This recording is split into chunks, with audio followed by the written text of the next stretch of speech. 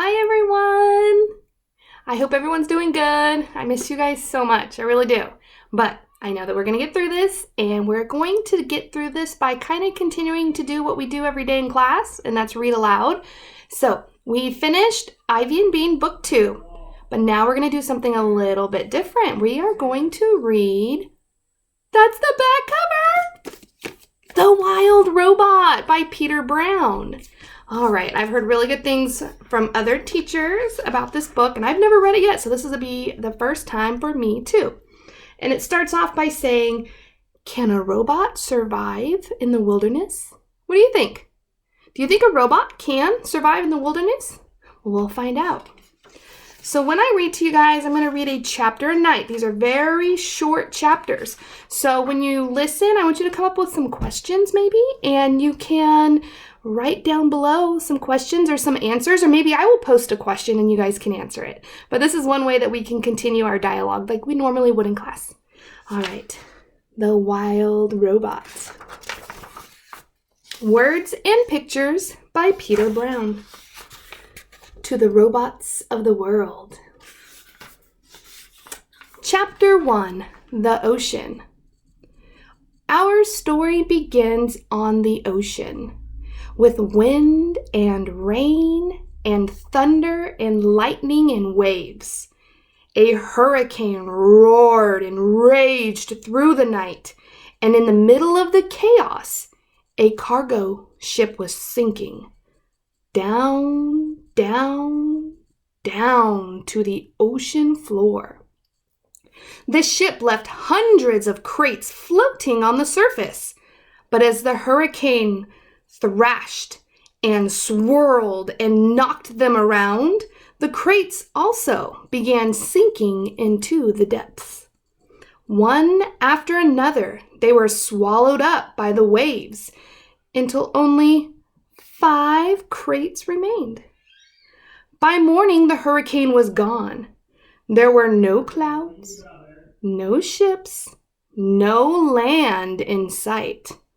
There was only calm waters and clear skies, and those 5 crates lazily bobbing along an ocean current. Days passed, and then a smudge of green appeared on the horizon.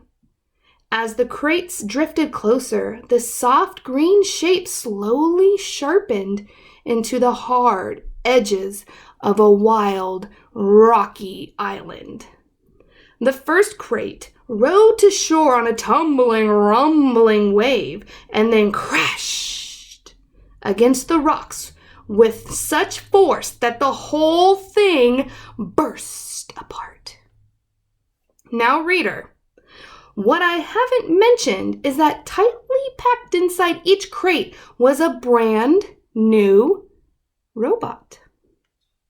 The cargo ship had been transporting hundreds of them before it was swept up in the storm. Now, only 5 robots were left. Actually, only 4 were left, because when that first crate crashed against the rocks, the robot inside shattered to pieces. The same thing happened to the next crate. It crashed against the rocks and robot parts flew everywhere. Then it happened to the next crate, and the next. Robot limbs and torsos were flung onto ledges. A robot head splashed into a little tide pool. A robot foot skittered into the waves. And then came the last crate. It followed the same path as the others, but instead of crashing against the rocks, it sloshed against the remains of the first 4 crates. Soon, more waves were heaving it up out of the water, and it soared through the air, spinning and glistening until it slammed down onto a tall shelf of rock. The crate was cracked and crumpled, but the robot inside was safe. That's the end of chapter 1. The title of chapter 2 is called The Otters. What do you think's gonna happen in chapter 2? And what do you think about chapter 1? Leave a comment below and let me know. All right? I will see you guys tomorrow, and I can't wait to read what your comments say. Have a good night. Take care.